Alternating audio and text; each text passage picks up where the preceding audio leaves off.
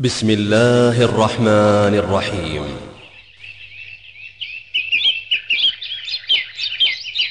ومن أحسن قولا ممن دعا إلى الله وعمل صالحا وقال إنني من المسلمين. Le site islamhouse.com a l'honneur de vous présenter cette œuvre Al-Hajj et la Umrah.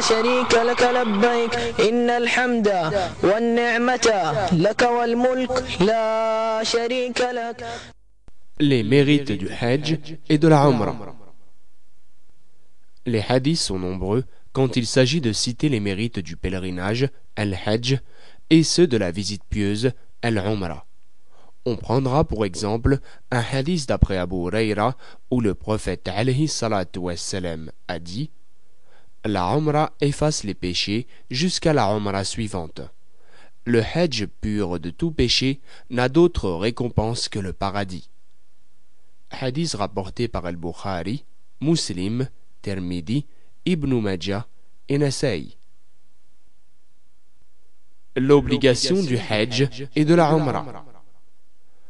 Allah Jalla wa Ala a imposé le Hajj et la Umrah à son serviteur de manière explicite, que ce soit à travers le Coran ou à travers la Sunna authentique du prophète alayhi salatu wassalam. Et cette obligation doit être honorée au moins une fois dans sa vie. Allah Jalla wa Ala a dit وَلِلَّهِ عَلَى النَّاسِ حِجُّ الْبَيْتِ مَنِ اسْتَطَاعَ إِلَيْهِ سَبِيلًا. Et c'est un devoir envers Allah pour les gens qui ont les moyens d'aller faire le Hajj de la maison. Verset 97 de la sourate Les Femmes, An-Nisa.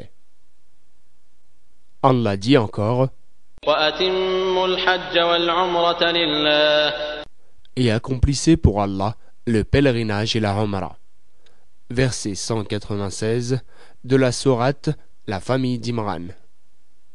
Pour ce qui est de prouver l'obligation de faire le Hajj et la Umrah une fois dans sa vie, on peut le retrouver dans le hadith rapporté par Abu Huraira lorsque le prophète sallallahu alayhi wa sallam fit un sermon et dit « Ô gens, Allah vous a rendu obligatoire le Hajj, faites-le. » Un homme lui demanda « Est-ce tous les ans, ô messager d'Allah ?» Il se tut jusqu'à ce que l'homme répéta 3 fois la même question. Le messager d'Allah, alayhi salatu wassalam, lui dit alors « Si je disais oui, cela deviendrait pour vous une obligation et vous n'en seriez pas capable. » Puis il ajouta « Tant que je me tais sur une question, ne m'interrogez pas dessus. Ceux qui étaient avant vous ne doivent en effet leur perte qu'à leurs nombreuses questions et à leur divergence avec leurs prophètes. Quand je vous ordonne quelque chose, faites-en ce que vous pouvez, et quand je vous interdis une chose, abstenez-vous-en. » Hadith rapporté par Muslim et Nasa'i. Les conditions qui rendent le Hajj obligatoire. Le Hajj est obligatoire pour le musulman à condition qu'il réunit certaines conditions. Première condition, l'islam. Deuxième condition, la puberté. Troisième condition, la raison. Quatrième condition, la liberté. Cinquième condition, la capacité. Quant à la femme, il y a une 6e condition qui est celle de la présence de son mari ou de l'un de ses maharams, c'est-à-dire toute personne masculine qu'elle ne peut épouser, qui voyagera avec elle pour le pèlerinage. Il n'est pas permis à la femme de voyager seule pour le Hajj ou même pour autre chose sans son époux ou l'un de ses maharams comme son père, son frère, son fils ou encore son oncle, etc. Cette obligation de la présence d'un maharam n'est en aucun cas levée, qu'elle trouve un groupe sûr de femmes ou non, que son hajj soit un hajj obligatoire ou facultatif, qu'elle soit vieille ou jeune. Le prophète alayhi salatu wassalam a dit il n'est pas permis à la femme de faire un voyage d'un jour et d'une nuit, sauf si elle est accompagnée d'un mahram. Le prophète sallallahu alayhi wa sallam avait même ordonné à un homme qui s'était engagé dans une troupe pour une bataille, alors que sa femme voulait aller au Hajj, d'accompagner sa femme au Hajj et de retarder le combat. Hadith rapporté par Al-Bukhari et Muslim. La signification de la condition de capacité. Lorsque le musulman a réuni toutes les conditions que l'on vient de citer, il doit alors s'acquitter du Hajj. Néanmoins, il reste encore à définir le sens de la capacité. En fait, c'est lorsque le musulman possède des provisions qui lui suffiront pour son aller et pour son retour. Ces provisions devront aussi suffire pour subvenir aux besoins de sa famille après son départ, et ceci jusqu'à ce qu'il revienne du Hajj. La capacité comprend également la monture qui le transportera, ainsi que les provisions qu'elle nécessite et tout ce dont il a besoin comme bagage. Note de la traductrice: la monture qui le transportera peut être assimilée au billet d'avion ou à n'importe quel moyen de transport, et Allah est plus savant. Par ailleurs, il faut que le pèlerin soit en sécurité lors de son voyage. Lorsque toutes ces conditions sont remplies, alors Allah Jalla wa Ala rend obligatoire le Hajj à son serviteur. Par contre, il n'est pas demandé au pèlerin de remplir les conditions de la capacité longtemps avant le Hajj, l'objectif étant qu'il possède entre ses mains ce que nous avons précédemment cité au moment précis du Hajj. En conséquence, si une personne possède pendant une grande partie de l'année les provisions nécessaires au Hajj et qu'elle les dépense lorsque la période du Hajj se présente, alors cette personne ne sera pas considérée comme étant capable, donc le Hajj ne sera pas obligatoire pour une telle personne. On retrouve ceci dans le sens de la parole d'Allah Jalla wa Ala. وَلِلَّهِ عَلَى النَّاسِ حِجُّ الْبَيْتِ مَنِ اسْتَطَاعَ إِلَيْهِ سَبِيلًا. Et c'est un devoir envers Allah pour les gens qui ont les moyens. Verset 97 de la sourate An-Nisa, les femmes. L'obligation de réaliser le Hajj dans l'immédiat. Lorsque toutes les conditions qui rendent obligatoire le Hajj sont réunies, alors le musulman, aussi bien l'homme que la femme, doit s'acquitter de son pèlerinage dans l'immédiat. Et ceci apparaît clairement dans les textes coraniques ou dans les récits authentiques du prophète alayhi salatu wassalam. On retrouve donc l'obligation de faire le Hajj le plus tôt possible dans la parole d'Allah Jalla wa Ala. وَلِلَّهِ عَلَى النَّاسِ حِجُّ الْبَيْتِ مَنِ اسْتَطَاعَ إِلَيْهِ سَبِيلًا. Et c'est un devoir envers Allah pour les gens qui ont les moyens d'aller faire le pèlerinage de la maison. Verset 97 de la sourate An-Nisa, les femmes. En arabe, وَلِلَّهِ عَلَى النَّاسِ حِجُّ الْبَيْتِ مَنِ اسْتَطَاعَ إِلَيْهِ سَبِيلًا. Ici, le li, en vers, dans la parole lillahi, est une particule qui marque l'obligation et la nécessité. Ensuite, Allah Jalla wa Ala l'a renforcé avec le terme ala, pour. Ce terme est l'une des plus fortes particules qui marquent l'obligation dans la langue arabe. Allah Azza wa Jal a donc ordonné le Hajj de la manière la plus claire et la plus insistante, ceci pour appuyer sur son droit et immensifier son respect. L'interpellation divine envers les adorateurs par l'obligation ne laisse place à aucun retardement de l'exécution du devoir, le Hajj, sauf pour celui qui est incapable de remplir son obligation. Mais cette règle s'applique pour toutes les autres adorations. Pour renforcer cette obligation dans l'immédiat, dont on retrouve le sens dans les versets coraniques, on peut également citer la parole du prophète alayhi salatu wassalam, d'après Ibn Abbas: « Dépêchez-vous de vous acquitter du Hajj, car aucun de vous ne sait quand il mourra. » Hadith accordé au prophète, rapporté par Ahmed. De nombreuses personnes pensent que le Hajj n'est pas obligatoire dans l'immédiat. Ainsi, ils se permettent de le retarder, s'appuyant sur le fait que le prophète alayhi salatu wassalam n'a fait son Hajj que lors de la 10e année de l'Hégire, alors que le Hajj fut ordonné la 6e ou la 5e année de l'Hégire. La réponse que l'on peut donner à ces personnes est la suivante. Tout d'abord, il faut savoir qu'il y a divergence entre les savants quant à l'année où fut institué le Hajj. Certains vont avancer qu'il fut institué à la 10e année de l'Hégire, et c'est donc la raison pour laquelle le prophète sallallahu alayhi wa sallam a fait son Hajj cette même année. On voit donc que le pèlerinage du prophète alayhi salatu wa sallam est intervenu dans l'immédiat, aussitôt ordonné, aussitôt fait. Maintenant, si on accorde à ces personnes que le Hajj fut ordonné avant la 10e année de l'Hégire, les raisons qui ont poussé le prophète alayhi salatu wa sallam à retarder son Hajj sont nombreuses. D'une part, le prophète alayhi salatu wa sallam était préoccupé par les affaires concernant la communauté et par le gouvernement de la Médina. Et ceci est un devoir envers l'ensemble de la communauté qui devance l'obligation particulière qui implique uniquement l'individu, comme le Hajj. Cette seule raison suffit à expliquer le retard du Hajj du prophète alayhi salatu wa sallam dans l'hypothèse où le Hajj aurait été institué avant la 10e année de l'Hégire. Mais à ceci, on peut aussi rajouter le fait que le prophète alayhi salatu wa sallam, jusqu'à la 10e année de l'Hégire, recevait encore la révélation, ce qui nécessitait sa présence pour transmettre les lois et les jugements et pour les enseigner en les appliquant et en montrant l'exemple.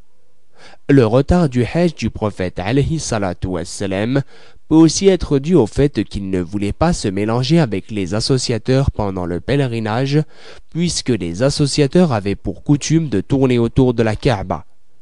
Dès lors qu'Allah Jalla wa Ala a purifié la maison de tout blasphème, le prophète sallallahu alayhi wa sallam s'est alors acquitté de son Hajj. Les choses permises pendant le Hajj. Il y a ici beaucoup de choses que les gens pensent leur être interdites après la sacralisation et croient qu'ils sont pécheurs s'ils les font. Mais en fait, ces choses ne causent aucun dommage et aucun péché, et donc aucune réparation n'est à faire à la suite de ces gestes. Ces choses sont les suivantes.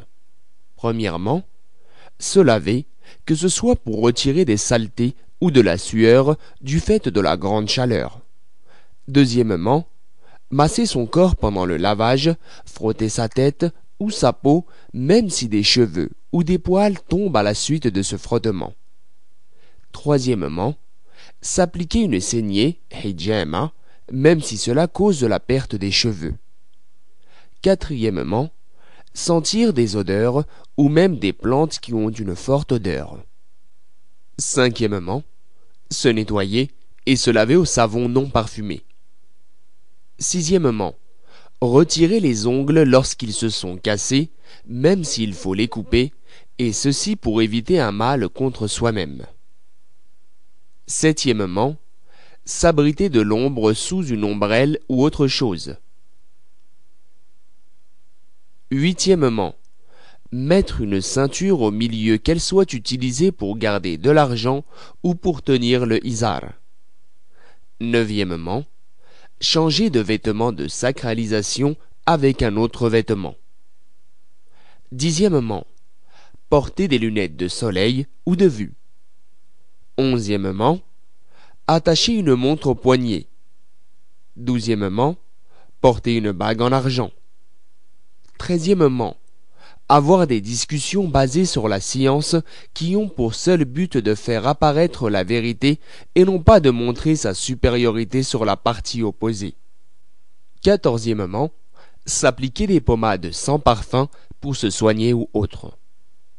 Quinzièmement, tuer les animaux nuisibles tels qu'un chien enragé, un serpent, un scorpion, un corbeau, un rat, etc. Dernier point, devancer certains rites par d'autres le jour du sacrifice. Par exemple, le fait de devancer le rasage de la tête sur le sacrifice, ou encore le fait de devancer le rasage de la tête sur le lancer des pierres, ou encore le fait de faire le tawaf avant le lancer des pierres, ou encore le fait de faire tawaf avant le sacrifice. Tout ceci est acceptable dans la mesure où ce n'est pas contraire à la voie du prophète alayhi salatu wassalam. Les choses défendues pendant le Hajj. Le Hajj est annulé si l'un des deux faits suivants se produit. Le premier et le rapport sexuel lorsque ce dernier est fait avant le lancer des pierres. Par contre, s'il se produit après le lancer des pierres et avant le tawaf al-ifada, alors le hajj n'est pas annulé, mais il sera pécheur. Certains vont aller dans le sens que le rapport sexuel n'annule pas le hajj, mais ceci n'est basé sur aucune preuve. Le deuxième est le fait de délaisser un des piliers du hajj, comme le tawaf al-ifada, ou encore la station à Arafat, ou la prière du Fajr à Muzdalifa, ou encore les allers-retours entre Safa et Marwa, ou bien le fait d'oublier de se mettre en état de sacralisation.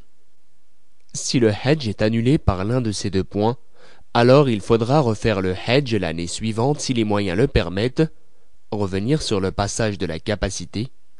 Sinon il faudra le refaire dès que les moyens le permettront, puisque son obligation devient immédiate en fonction de sa capacité. Les lieux de miqat.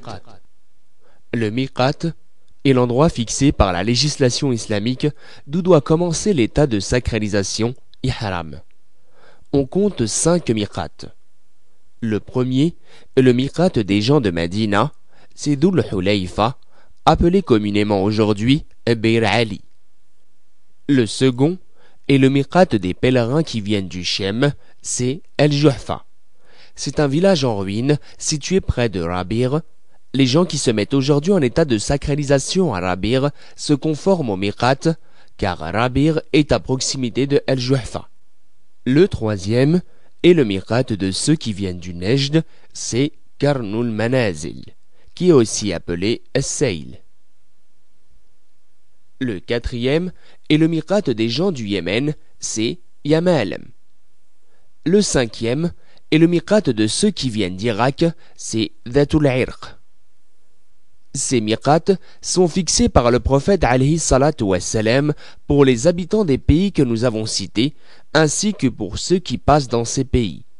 Ces miqats sont valables aussi bien pour le hajj que pour la umrah.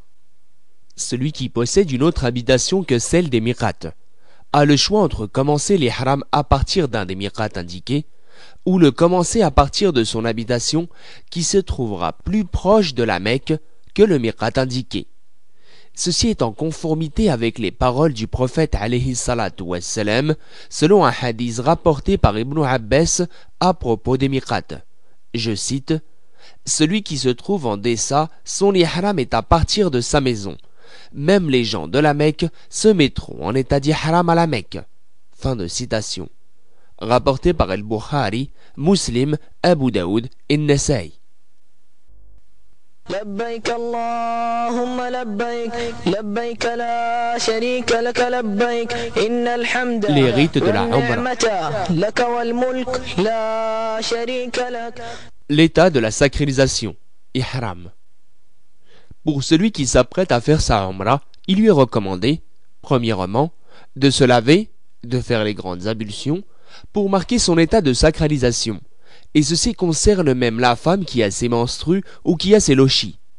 Deuxièmement, pour l'homme, de s'envelopper de 2 pièces d'étoffe propre, l'une est appelée rida, par-dessus sans capuche, qui couvre les épaules, l'autre est appelée izar, sorte de paréo qui entoure le milieu du corps. Cet habit ne doit pas être coloré au safran, ni être doré. Il ne nécessite pas forcément la couleur blanche, mais bien sûr le blanc est meilleur que les autres couleurs. Troisièmement, pour la femme, de se vêtir du vêtement islamique que la loi lui a indiqué, un vêtement avec lequel elle pourra être vue par des hommes qui lui sont étrangers et avec lequel sa prière sera validée. Quatrièmement, le pèlerin en ihram doit se vêtir de son vêtement d'ihram dans sa maison avant son arrivée au miqat. Le fait de mettre son vêtement d'ihram au miqat n'est pas une condition de validité. Cinquièmement, de se parfumer avant de rentrer en état de sacralisation. La femme peut également se parfumer d'un parfum qui n'a pas d'odeur mais qui a une couleur. Sixièmement, de rentrer en état d'ihram, c'est-à-dire de sacralisation, à partir du miqat et non avant. Et si le pèlerin est rentré en état d'ihram avant le miqat, alors il doit recommencer son état de sacralisation depuis le miqat, car le miqat est le lieu d'où on doit rentrer en ihram. Septièmement, l'état de sacralisation se fait par la prononciation de la formule suivante en direction de la Qibla en haussant la voix Labbaik Allahumma bi'umra. Ceci pour le pèlerin qui compte faire une umra suivie d'un hajj. Ou bien Labbaik Allahumma hajjatan wa umra. Ceci pour celui qui compte faire un hajj suivi d'une umra. Puis le pèlerin prononce la talbiya à la manière du prophète alayhi salatu wassalam qui est Labbaik Allahumma labbaik, labbaik la sharika laka labbaik, innal hamda wal ni'mata laka wal mulk la sharika lak. Huitièmement, rentrer en état d'ihram après une prière obligatoire si le pèlerin se trouve au miqat au moment de la prière. Ceci est en conformité avec le prophète sallallahu alayhi wa sallam qui est rentré en état d'ihram après la prière du dhuhr. Néanmoins, il n'est pas demandé au pèlerin qui rentre en état d'ihram au miqat de faire 2 unités de prière pour entrer en ihram. Neuvièmement, d'élever la voix aussi bien pour l'homme que la femme à la prononciation de la talbiya comme le prophète alayhi salatu wassalam l'a ordonné. Si la femme craint d'être une tentation par le fait d'élever sa voix, qu'elle baisse le ton. Le pèlerin continue à dire la talbiya tout le long du chemin, sans que cela ne soit en chœur, jusqu'à son arrivée à la Mecque. Il lui est de même recommandé de mélanger à sa talbiya des louanges à Allah. Dixièmement, se laver avant de rentrer à la Mecque, si ceci est une facilité pour le pèlerin. De même, si le pèlerin peut arriver à la Mecque de jour, qu'il le fasse. Onzièmement, de pénétrer à la mosquée sacrée de la Mecque par le pied droit, en disant Allahumma salli ala Muhammad wa sallam, Allahumma aftih li abwaba rahmatika. Ou encore A'udhu billahi al-azim wa biwujjihi al-karim wa sultanahu al-qadim min ash-shaytani ar-rajim. Douzièmement, de lever les mains à la vue de la Kaaba s'il le veut, ce qui est confirmé par Ibn Abbas. Que le pèlerin demande ce qu'il veut, car il n'a pas d'invocation particulière à la vue de la Kaaba, si ce n'est l'invocation de Omar, qu'Allah l'agrée, qui est Allahumma anta salam wa minka salam fahina rabbana bis salam. Avertissement concernant l'état d'ihram. Il faut préciser certains points dont le pèlerin doit absolument s'abstenir, tels que le fait, premièrement, d'ôter une partie de ses cheveux ou de ses ongles, à moins que ceci lui cause un mal pour sa santé. Deuxièmement, de porter des habits cousus ou façonnés pour l'homme, surtout comme la djellaba, les pantalons, les chaussettes, etc. Dans le cas où le pèlerin n'a pas pu trouver de pagne, alors il lui est permis de mettre des pantalons très larges, sarawil. Note de la traductrice, le sarawil dont il est question ne ressemble en aucun cas au pantalon qui est porté en Occident, qui selon le Cheikh al-Albani rahimahullah est une importation des mécréants et ne fait que mouler les parties intimes. Au contraire, le sarawil est une sorte de pantalon qui est opaque et très large au niveau de l'entrejambe, plus connu sous le nom de pantalon turc. Et Allah est le plus savant. Fin de citation. Et s'il n'a pas trouvé de sandales laissant les talons et les orteils découverts, le port des pantoufles lui est permis sans être obligé d'en couper la partie supérieure. Ceci est conforme à la parole du prophète alayhi salatu wassalam, rapportée par Ibn Abbas, je cite, « Celui qui ne trouve pas de sandales, qu'il mette des pantoufles, et celui qui ne trouve pas de pagne, qu'il mette des pantalons très larges. » Sarawil. Hadith attesté dans le Sahih al-Bukhari et celui de Muslim, Nasa'i, Tirmidhi et Abu Daoud. Quant à la femme, il lui est permis de porter des vêtements cousus comme la robe, les pantoufles, les chaussettes, etc. Mais il lui est interdit de porter des gants ou de porter le niqab. Rapporté par al-Bukhari, Abu Daoud, Nasa'i et Tirmidhi, le niqab est un voile couvrant tout le visage sauf les yeux. Néanmoins, il lui est autorisé de rabaisser son voile sur son visage à la vue d'hommes qui lui sont étrangers. Voir le Muwatta de l'imam Malik, rapporté aussi par Al-Hakim. Troisièmement, se parfumer. Quatrièmement, le rapport sexuel, mais aussi ses prémices comme les jeux érotiques ou les baisers. Cinquièmement, l'acte de mariage ou la demande en mariage. Sixièmement, les disputes, les perversités ou les rapports conjugaux. Les rapports conjugaux englobent toutes les paroles qui susciteraient le désir de l'homme pour sa femme. Huitièmement, se couvrir la tête pour l'homme. Neuvièmement, chasser dans les lieux saints. Il faut préciser que Mina et Muzdalifa font partie des lieux saints alors que Arafat n'en fait pas partie. Ou aider à tuer le gibier. Et enfin, de couper les arbres des lieux saints ou toute plante verte. Le tawaf. Le tawaf est le fait de tourner autour de la Kaaba. Nous allons citer les points concernant le tawaf. Premièrement, lorsque le pèlerin en ihram entre dans la mosquée sacrée, il se dirige vers la pierre noire et il se met devant elle en disant « Allahu Akbar ». Puis il la touche de la main et il l'embrasse si cela lui est possible. Deuxièmement, si le pèlerin ne peut pas embrasser la pierre noire, alors qu'il la touche de la main et qu'il embrasse sa main. Et s'il ne peut pas la toucher de la main, qu'il la salue de la main à chaque tour du tawaf.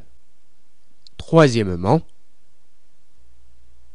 que le pèlerin prenne en garde de ne pas bousculer pour toucher la pierre noire ou pour l'embrasser. Le prophète alayhi salatu wassalam a effectivement interdit cela et il a dit à Omar radiyallahu anhu, qu'Allah l'agrée, « Ô Omar, toi tu es un homme fort, ne cause donc pas de tort aux faibles. Et lorsque tu veux toucher la pierre, si le chemin est libre, alors touche-la. Sinon, mets-toi devant elle et dis Allahu Akbar. » Le fait de toucher la pierre noire a un grand mérite selon les paroles du prophète alayhi salatu wassalam. Je cite, « Allah ressuscitera la pierre le jour du jugement dernier, et elle aura 2 yeux avec lesquels elle verra, une langue avec laquelle elle pourra parler, et elle témoignera en toute vérité pour celui qui l'aura touchée. » Quatrièmement, puis le pèlerin commence son tawaf autour de la Kaaba, de sorte qu'elle soit à sa gauche. Il fait 7 tours, chaque tour commence de la pierre noire et se finit à la pierre noire. Il doit prendre soin que la pierre d'Ismaïl soit comprise dans son tour, Hijra Ismaïl, qu'il passe bien derrière cette pierre, car elle fait partie de la maison sacrée. Cinquièmement, le pèlerin doit accélérer le pas dans les 3 premiers tours si cela lui est possible. Il doit s'envelopper de son pagne en couvrant l'épaule gauche et en découvrant la droite, et ceci tout au long du tawaf.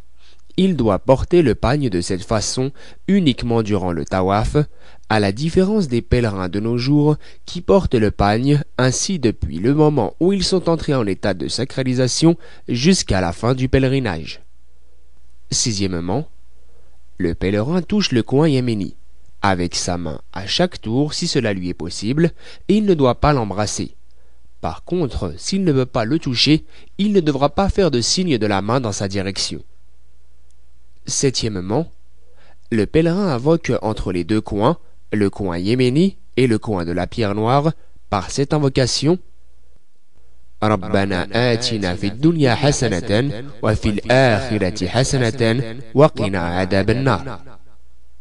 Huitièmement, lorsque le pèlerin a fini de faire les 7 tours, alors il couvre ses épaules de son pagne.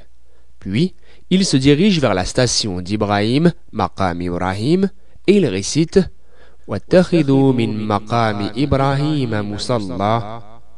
Il se met devant la station d'Ibrahim de façon à ce qu'elle se trouve entre lui et la Kaaba, puis il fait 2 unités de prière. Dans la première unité de prière, il récite après la Fatiha la sourate Al-Kafirun, les mécréants. Et dans la deuxième unité de prière, il récite après la Fatiha la sourate l'unicité, Al-Ikhlas. Neuvièmement, lorsqu'il s'est acquitté de ces 2 unités de prière, le pèlerin va vers le puits de Zemzem et il boit de son eau. Puis il en verse sur sa tête, puisque le prophète alayhi salatu wassalam a dit à son sujet « La meilleure des eaux à la surface de la terre est l'eau de Zemzem. Elle contient une nourriture parmi les nourritures et une guérison contre les maladies. » Dixièmement, puis le pèlerin retourne à la pierre noire et il dit « Allahu Akbar » il la touche et il l'embrasse selon sa capacité, comme on l'a expliqué précédemment. Avertissement concernant le tawaf. Premièrement, il n'y a pas d'invocation particulière au moment de la gravitation autour de la Kaaba, si ce n'est l'invocation citée auparavant que l'on dit entre le coin yéméni et la pierre noire. Aux pèlerins donc d'invoquer Allah, de réciter du Coran et de demander à Allah le meilleur de la vie d'ici-bas et de l'au-delà.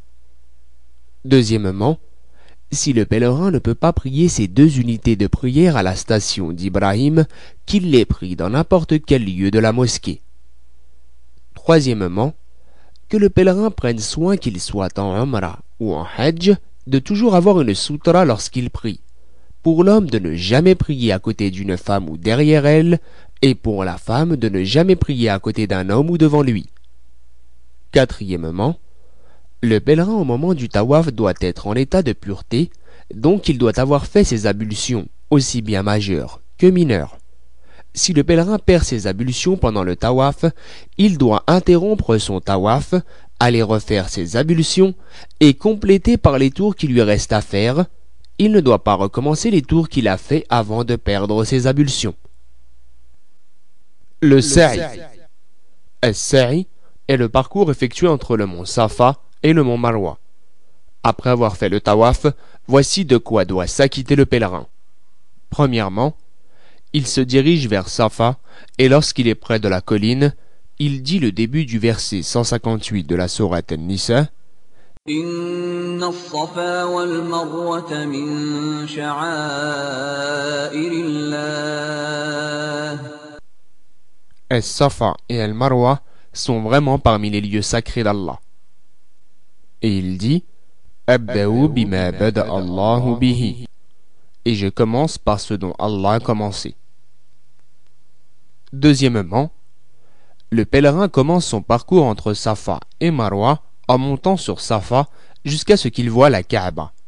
Il se met alors dans sa direction et il dit Allahu Akbaru, Allahu Akbaru, Allahu Akbar, La ilaha illallah wahdahu la sharika lahu, lahu al-mulku wa lahu al-hamd, yuhyi wa yumit, wa huwa ala kulli shay'in qadir.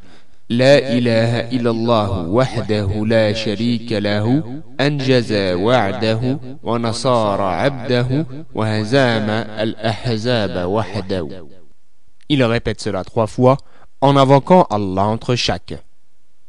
Les meilleures invocations sont bien sûr celles qui ont été authentifiées du prophète alayhi salatu wassalam et rapportées des pieux prédécesseurs. Troisièmement, ensuite il se dirige vers Marwa. Il marche jusqu'au repère que l'on reconnaît par la colonne verte, puis à partir de ce point, il court jusqu'à l'autre colonne verte. Arrivé à Marwa, il monte sur la colline, puis il se met face à la Kaaba et il invoque Allah comme il l'a invoqué lorsqu'il était sur Safa. Quatrièmement, puis il se dirige vers Safa. Il monte sur la colline. Il court comme il l'a fait précédemment entre les 2 colonnes vertes. Cinquièmement, il retourne vers Marwa et il recommence ainsi jusqu'à ce qu'il fasse 7 parcours de façon à finir par Marwa. Un parcours consiste à faire un aller de Safa à Marwa ou de Marwa à Safa et non un aller-retour. Et à chaque fois qu'il monte sur Safa ou sur Marwa, il répète la même invocation dite précédemment 3 fois en invoquant Allah entre chaque et tout ceci face à la Kaaba. Et pour finir, lorsque le pèlerin termine ses 7 parcours, il coupe ses cheveux sur toute la surface de la tête, ou il rase sa tête, ce qui est plus méritoire, si entre sa Umrah et son Hajj, il y a assez de temps pour que ses cheveux repoussent, afin de pouvoir se raser la tête après le Hajj. La coupe des cheveux ou le rasage de la tête marque la fin de la Umrah, et ce qui lui était interdit du fait de son ihram lui est à présent permis jusqu'au jour où il entrera en ihram pour son hajj, c'est-à-dire le 8e jour de Dhul Hijjah. Avertissement concernant le sa'i. Premièrement, il n'est pas demandé à la femme et à la personne âgée d'accélérer entre les 2 colonnes vertes. Deuxièmement, la purification par les ablutions n'est pas une condition d'authenticité du sa'i. Néanmoins, il est préférable d'être purifié par les ablutions. Troisièmement, la femme n'est pas concernée par le rasage de la tête. Il lui est légiféré de couper en réunissant tous ses cheveux l'équivalent d'une phalange sans plus. Quatrièmement, pour celui qui s'est mis en ihram en vue du hajj uniquement ou bien en vue du hajj et de la umrah, il doit alors effacer son état d'ihram après la umrah selon l'exemple de l'ordre du prophète alayhi salatu wassalam. Pour celui qui s'est mis en ihram en vue du hajj et de la umrah et qui a apporté avec lui son offrande, alors il doit conserver l'état d'ihram. Il n'en sortira qu'après le lancer des pierres le jour du sacrifice.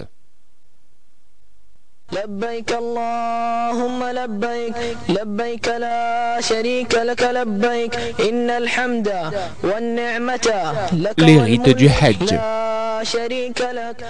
Le 8e jour de Dhul Hijjah. Premièrement, avoir l'intention de faire son Hajj. Et ceci est le premier pilier du Hajj. Un pilier, par définition, est ce qui constitue la base, donc tout pilier qui n'est pas respecté annulera le Hajj. Deuxièmement, se mettre ou se remettre, pour celui qui l'avait quitté après sa umrah, en état d'ihram. Troisièmement, se rendre à Mina avant l'inclinaison du soleil, approximativement midi, multiplier les talbiyas.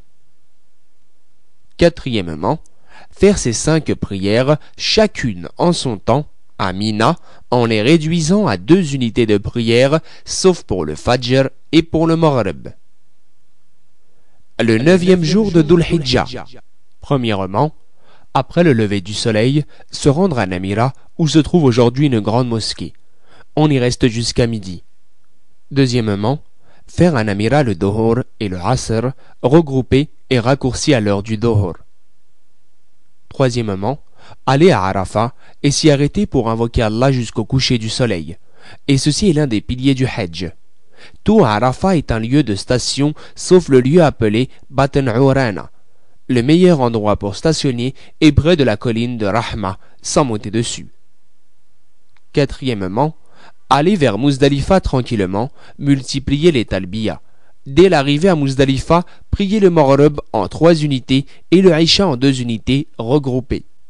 Cinquièmement, dormir à Muzdalifa. Ceci est aussi l'un des piliers du Hajj. Les personnes âgées, les personnes malades, les femmes et les enfants, ainsi que ceux qui se chargent d'eux, sont autorisés à quitter Muzdalifa dans la nuit. Le 10e jour de Dhul Hijjah. Premièrement, prier le Fajr à Muzdalifa. Deuxièmement, se rendre à Mash'ar al-Haram, invoquer Allah jusqu'à l'apparition franche des lumières de l'aube. Il est aussi possible de rester à n'importe quel endroit de Muzdalifa.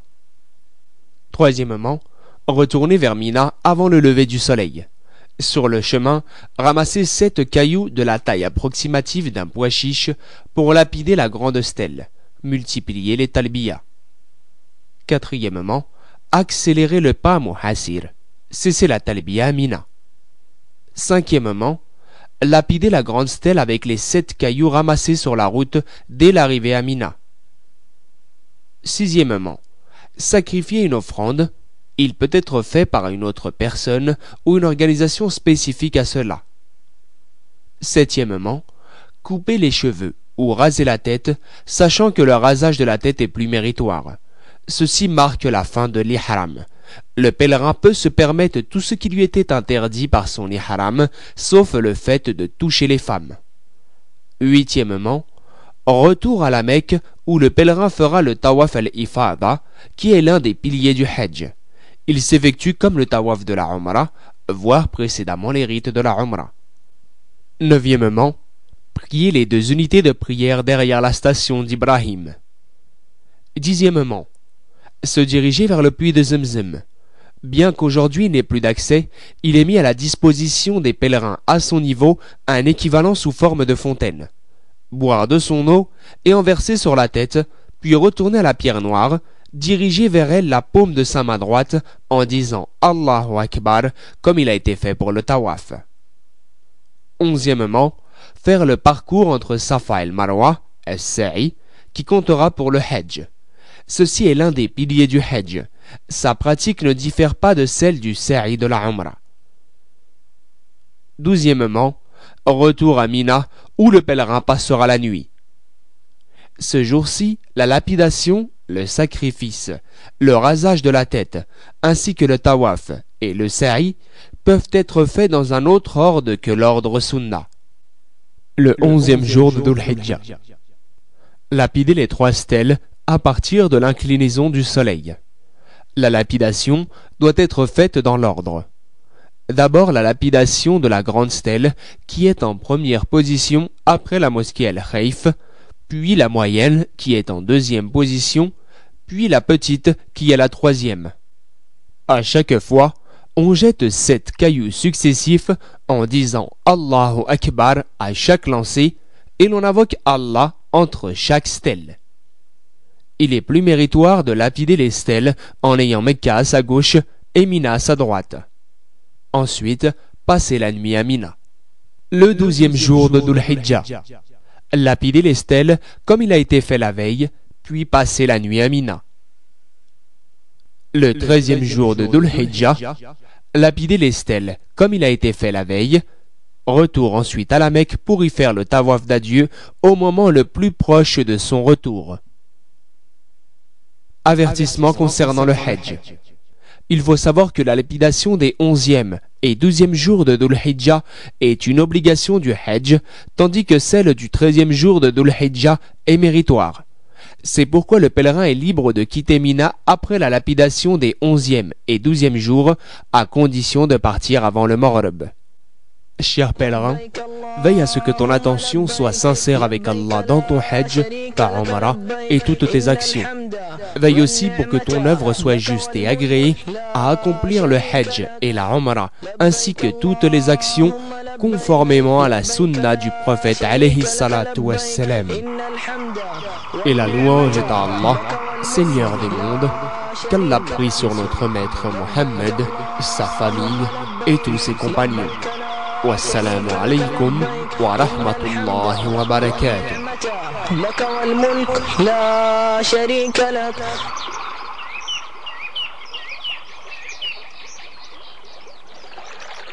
Le texte est issu des publications Al-Baïda. Cette œuvre est désormais à votre disposition. Après l'avoir mise en pratique, propagez-la, conformément à la parole prophétique. Ballighu anni walau aya. Transmettez de ma part, ne serait-ce qu'un verset. Votre site islamhouse.com, l'islam à la portée de tous.